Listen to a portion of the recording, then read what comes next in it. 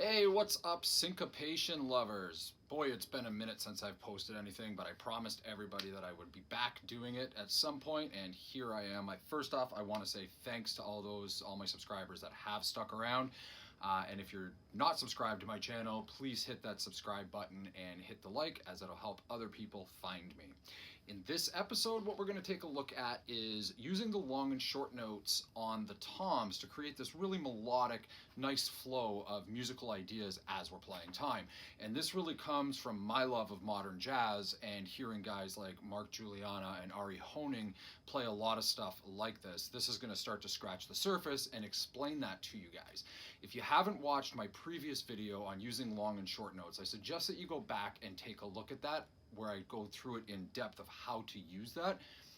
The concept is the same, but we're going to use it in a different way here today. If you don't feel like going back and watching the other video on long and short notes, I'll quickly explain it here.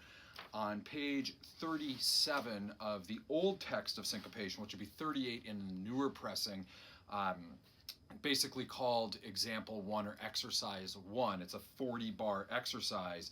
This is what we're going to use as our reading page. Any note that is just an eighth note, in other words, it's an eighth note followed by another note, that is what's going to be considered a short note.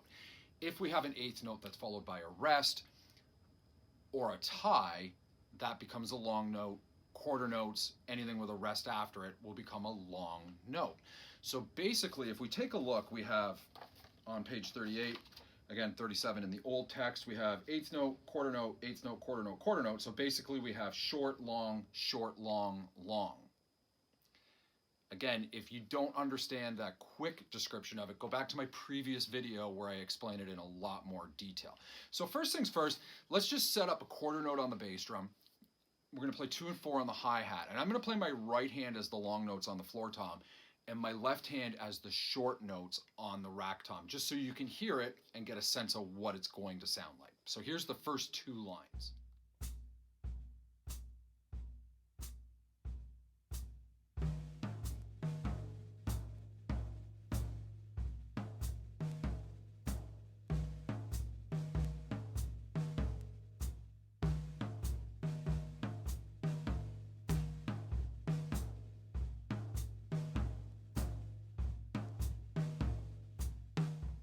Okay, once you have that down, again, playing quarter notes on the bass drum, 2 and 4 on the hi-hat, I'm going to play the whole thing again, the first 2 lines, just with my left hand, because that's what we're going to be doing in this exercise. So let's get used to just moving that left hand back and forth through the short and long notes.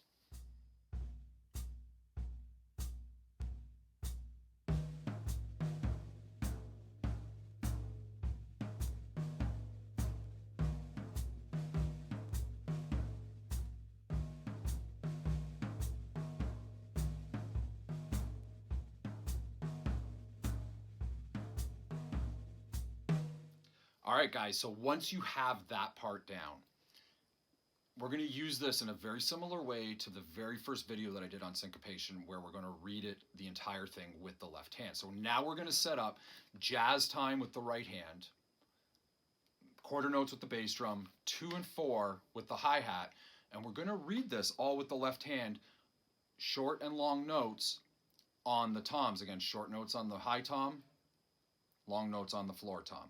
Here that is at a slow tempo.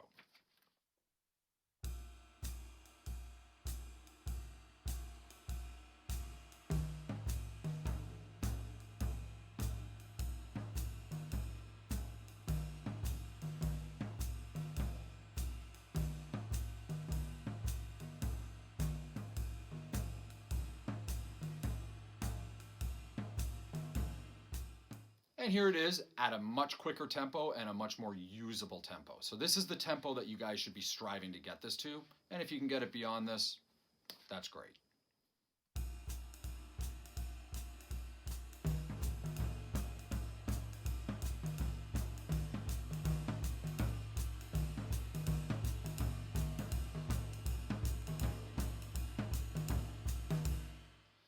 All right, guys, I hope that you got something out of this video. Practicing this material will open up your jazz playing, but it'll also open up your rock and funk playing, okay? Just because maybe you don't play jazz, this stuff will help all of your playing. It'll help you to become more melodic and help you to phrase better.